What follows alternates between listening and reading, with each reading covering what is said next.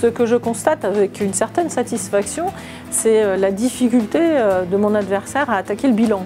Un bilan qui est particulièrement important parce que l'équipe que j'ai conduite pendant 6 ans a mené un travail de fond, que ce soit pour l'attractivité du centre-ville avec le projet des Halles, mais également le projet de la reconquête de l'axe de la Lesse, avec le pôle d'échange multimodal également, et un projet également très solidaire à l'égard des quartiers en zone urbaine sensible avec le projet de l'ANRU sur le quartier des Hauts-de-Chambéry et sur le quartier du Biolay. En même temps, nous n'avons négligé aucun quartier avec des livraisons d'équipements dans chacun d'entre eux et une attention portée aux plus jeunes et aux aînés. Beaucoup de difficultés donc à attaquer ce bilan et du coup une tentation qui est celle de m'attaquer sur ma personne, sur peut-être mon caractère ou sur d'autres aspects. Voilà, ce sont des grosses ficelles, je dirais. Les Chambériens qui me connaissent savent très bien et d'ailleurs ils le disent par le sondage qui a été fait par le Dauphiné libéré avec un indice de satisfaction et en tout cas de reconnaissance aussi du travail fait qui est très satisfaisant.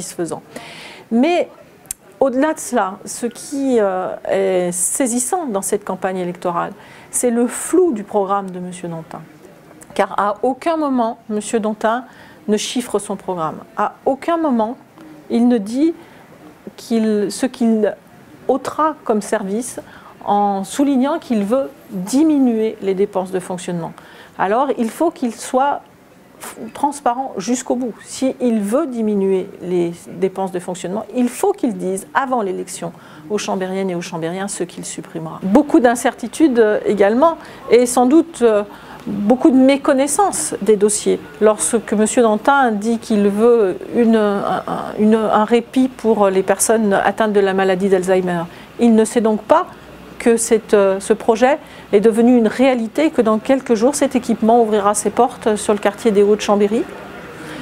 Beaucoup aussi de plagiat, si je puis dire, puisqu'il a repris beaucoup d'idées qui étaient dans mon livre, sorti dès le début de la campagne, et qui traçaient le cap que je souhaitais donner à notre ville. Enfin, M. Dantin n'hésite pas à manier la démagogie.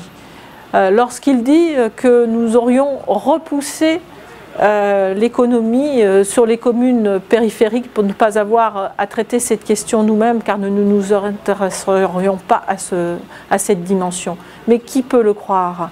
Il feint d'ignorer alors qu'il le sait pertinemment que la compétence aujourd'hui est au niveau de l'agglomération et que nous avons soutenu avec volontarisme le développement des zones d'activité sur les communes de l'agglomération, mais également sur notre commune, que ce soit avec le projet de la ZAC du Grand Verger, anciennement site de la Lobroge, sur également le projet de la Cassine.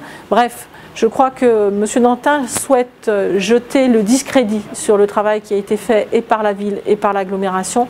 J'espère que nos concitoyens seront conscients que nos équipes, aussi bien à la ville qu'à l'agglomération, ont été très actives durant ce mandat et que le risque dimanche, c'est d'arrêter cette belle dynamique qui a été donnée à Chambéry. C'est une ville qui a beaucoup changé en 25 ans. J'entends souvent M. Dantin critiquer ces 25 dernières années. Mais comment était Chambéry en 1989? Comment est Chambéry aujourd'hui? C'est à chacun d'y réfléchir et de se demander s'il souhaite arrêter cette belle dynamique.